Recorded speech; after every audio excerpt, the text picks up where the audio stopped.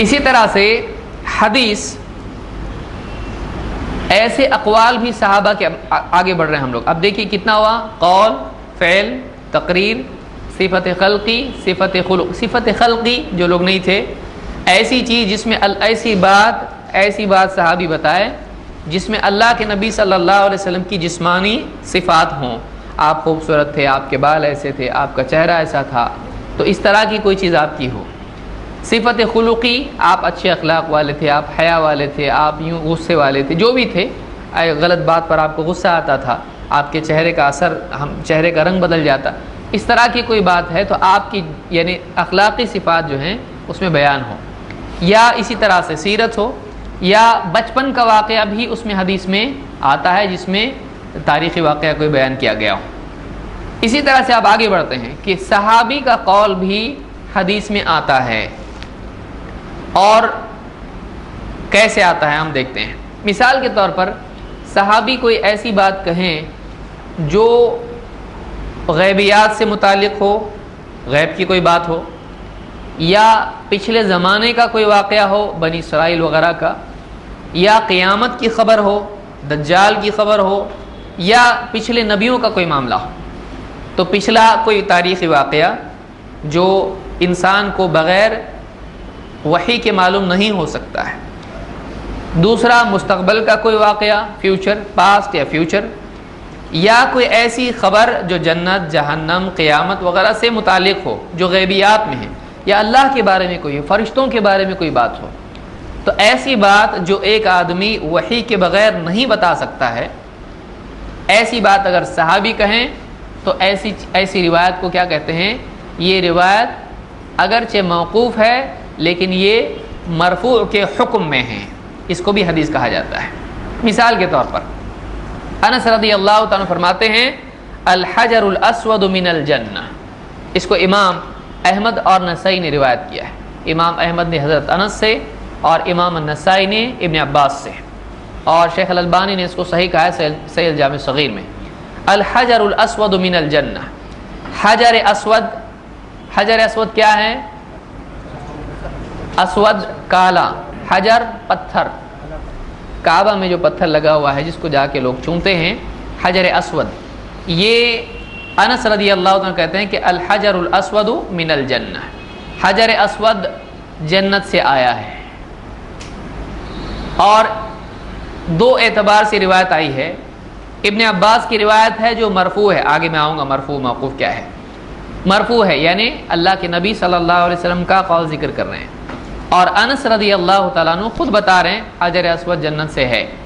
تو یہ کس کی بات ہوئی؟ اب انس رضی اللہ تعالیٰ عنہ کی. لیکن کیا یہ کوئی انسان اپنے طور پر بول سکتا ہے؟ نہیں. کیسے معلوم پڑے گا جنت سے آیا؟ نبی کے بتائے بغیر معلوم پڑ سکتا ہے؟ نہیں. تو ایسی کوئی بات اگر صحابی کہتے ہیں کہ جو غیبیات میں سے ہو، تو ایسی چیز، ایسی روایت بھی مرفوع کے حکم میں ہوتی ہے، یعنی مرفوع ہی کی کیٹیگری اور مرفوع ہی کا پاور اور ویٹیج اس کا ہوگا، کیونکہ یہ اپنے دل سے انہوں نے بات کہی. آپ بول سکتے ہیں کہ ایک فرشتہ ایسا بھی ہے؟ نہیں بول سکتے ہیں. یا تو یہ جھوٹ ہے، یا تو پھر کسی سے ایسے ذریعے سے سنا ہے جو معتبر ہے. تو صحابہ جھوٹ بولتے تھے؟ نہیں. صحابہ سب سے زیادہ معتبر لوگ تھے. اس لیے حدیث میں آپ نے کیا فرمایا؟ سب خیر الناس قرنی ثم الذین یلونہم ثم الذین یلونہم. پھر آپ نے کہا اس کے بعد ایسے لوگ آئیں گے کہ جو گواہی ایسی چیز میں بھی دیں گے جس میں وہ ان کے پاس سچ نہیں ہوگا، جھوٹ بولیں گے، جھوٹی گواہیاں دیں گے. بعد والوں کے بارے میں آپ نے بات کہی ہے. تو لہٰذا صحابہ سب سے سچے لوگ تھے. اللہ نے ان کی تعریف بھی کی ہے، اور اولئک هم الصادقون، اور بہت ساری باتیں اللہ نے ان کے بارے میں کہی. اللہ کے نبی صلی اللہ علیہ وسلم نے ان کے بارے میں کہا. تو الحجر الاسود من الجنہ اگرچہ حضرت انس کا قول ہے، لیکن یہ روایت چونکہ ایسی چیز کے بارے میں ہے جس میں آدمی اپنی رائے سے نہیں کہہ سکتا، اس کو کس میں شمار کیا جاتا ہے؟ مرفوع کے حکم میں. اگرچہ وہ مرفوع نہیں ہے لیکن مرفوع ہی کی طاقت اور قوت اس کے اندر ہے. میں آگے بتاؤں گا مرفوع کس کو کہتے ہیں، موقوف کس کو کہتے ہیں. اسی طرح سے صحابہ اگر کسی آیت کی تفسیر بیان کریں اور بتائیں کہ اس میں فلاں کی طرف اشارہ ہے، اس میں فلاں چیز کا ذکر ہے، وہ بھی چیز، وہ بھی روایت، وہ بھی قول مرفوع ہی کے حکم میں ہوتا ہے، وہ بھی حدیث کہلاتا ہے. مثال کے طور پر ابن عباس رضی اللہ تعالیٰ عنہ کہتے ہیں اس آیت کے بارے میں جو اللہ نے نازل کی، اللہ نے فرمایا الذین بدلوا نعمت اللہ کفرا، الذین بدلوا نعمت اللہ کفرا، اور وہ لوگ جنہوں نے اللہ کی نعمت کے بدلے کفر کیا، ناشکری کی، اللہ کی نعمت کے بدلے ناشکری کی۔ الذین بدلوا نعمت اللہ کفرا، جنہوں نے اللہ کی نعمت کو ناشکری سے بدل دیا، یعنی کہ انکار کیا، ناشکری کی۔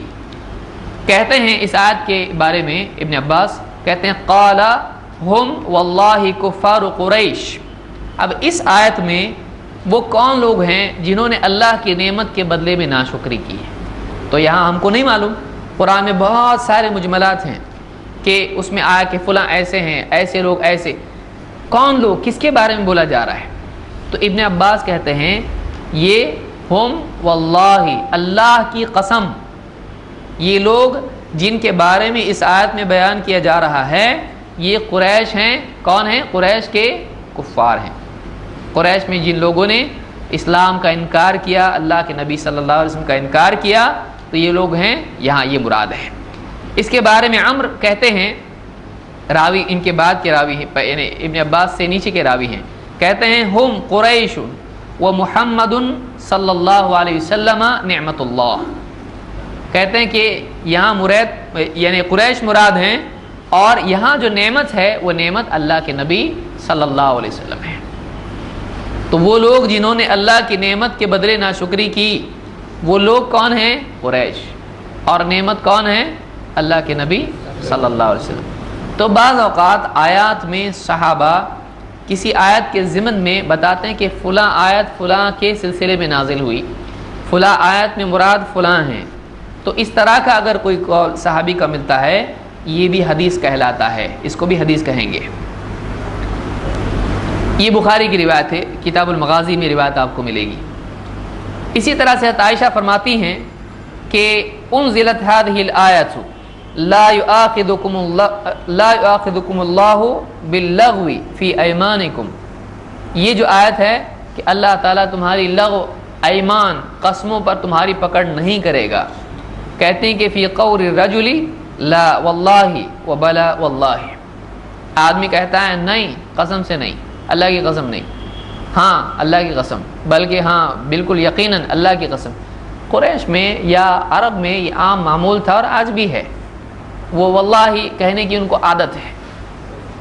تو اس زمانے میں عام طور سے لوگوں کو یہ عادت تھی، ایک آدمی اپنی بات کہنے میں اس طرح سے واللہ کہہ کے اپنی بات کہتا تھا، تو اس میں مقصود قسم نہیں ہوتا تھا، نہ وہ جھوٹ ہوتا تھا، ہاں نہیں بولنے میں بھی قسم کھا کے آدمی کہتا تھا، ہاں قسم سے ہاں، نہیں قسم سے نہیں، تو آدمی اس میں وہاں مقصود حلف نہیں ہوتا تھا، ہاں نہ بولنے میں بھی آدمی کیا کرتا تھا، تاکید بڑھانے کے لیے اپنی بات کو قسم کھا کے کہتا تھا۔ تو اللہ تعالیٰ نے یہ آیت نازل کی کہ اللہ تعالیٰ یوں ہی جو قسمیں تمہاری زبانوں سے نکل جاتی ہیں ان پہ تمہاری پکڑ نہیں کرے گا، ہاں کسی مسئلے میں تم کسی بات کو سچ اور جھوٹ کے سلسلے میں قسم کھا کے کچھ کہتے ہو، اب اگر اس میں کچھ جھوٹ نکل آیا تو اللہ تعالیٰ تمہاری پکڑ کرے گا، یا اگر تم نے قسم کھا کے توڑ دیا اس کو تو پھر تم کو اس کا کفارہ دینا پڑے گا۔ اور ایک آدمی ہاں نہ میں قسمیں کھائے تو یہ اس کا نہ کفارہ کے معاملہ ہے، اس کے ساتھ نہ کوئی جھوٹ کا معاملہ ہے، یعنی ایسا نہیں کہ اس میں جھوٹ مانا جائے گا، اس نے قسم توڑ دی یا کچھ اس طرح کی بات ہوگی۔ ہاں ہر اعتبار سے چاہے قسم کھائے یا نہ کھائے آدمی کو سچ ہی بولنا چاہیے۔ یہ مطلب نہیں کہ میں قسم کھا کے بولتا ہوں تو ہی سچ بولنا پڑے گا، اور قسم کے بغیر اگر بول رہا ہوں تو پھر چلو اچھا ہوا گنجائش نکل آئی، ایسا نہیں ہے، جھوٹ تو بولنا ہی نہیں ہے۔ لیکن یہاں پر قسم کے بارے میں، ایمان کے بارے میں، توڑنے نہیں توڑنے کے بارے میں یہ حکم نازل ہوا ہے، تو اس کو امام البخاری نے روایت کیا ہے۔ تو خلاصہ کلام یہ کہ اگر صحابی کوئی بات بیان کریں، دیکھیے 3 مثالیں ہم نے دیکھی، انس رضی اللہ تعالیٰ کی کس سلسلے میں؟ حجر اسود کے بارے میں۔ 2 ابن عباس، انہوں نے جن لوگوں نے اللہ کی نعمت کے بدلے ناشکری کی اس آیت کی طرف اشارہ کرتے ہوئے بتایا کہ کن لوگوں کا تذکرہ ہو رہا ہے، اور 3 حضرت عائشہ کی روایت کہ فلاں آیت کس سلسلے میں نازل ہوئی۔ تو اس طرح سے صحابی اگر کوئی بات کہتے ہیں تو یہ ایسی بات جو اپنی رائے سے انسان نہیں کہتا ہے، بلکہ وہ کسی واقعے کا گواہ ہے، کسی واقعے کے بارے میں پکا اس کو علم ہے کہ اللہ کے نبی صلی اللہ علیہ وسلم کے زمانے میں ایسا ہوا، لہٰذا یہ آیت فلاں کے بارے میں نازل ہوئی، یا یہ آیت فلاں مسئلے میں نازل ہوئی، یا کوئی ایسی خبر جو ماضی یا مستقبل کے اعتبار سے وہ ثابت ہے، قیامت کے دن ایسا ہونے والا ہے، تو ظاہر بات ہے قیامت کی خبر کون دیتا ہے؟ اللہ تعالیٰ اپنے نبی کو دیتا ہے، نبی ایمان والوں کو دیتے ہیں، تو وہ اپنی رائے سے کوئی بھی بات نہیں ہے، تو وہ بھی حدیث ہی میں شامل ہوتا ہے، اور اس کو فی حکم المرفوع کہا جاتا ہے۔ اس کو تھوڑا سا اس کو کہتے ہیں کہ یہ فی حکم المرفوع، یہ مرفوع کے حکم میں ہے۔ حکم میں ہے کا مطلب اس کے زمرے میں ہے، اس کے ویٹ کا ہے، اسی پہ وہی حکم لگے گا، اس پر وہی حکم لگے گا۔ تو یہ 8ویں چیز ہم نے دیکھی۔